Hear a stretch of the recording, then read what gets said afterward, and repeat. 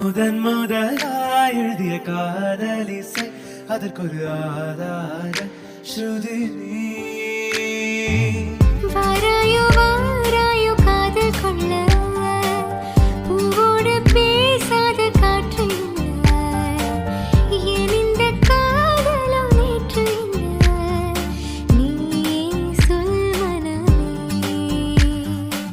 பூ போல் என் நெஞ்சை கொய்தவள் மின்னலாய்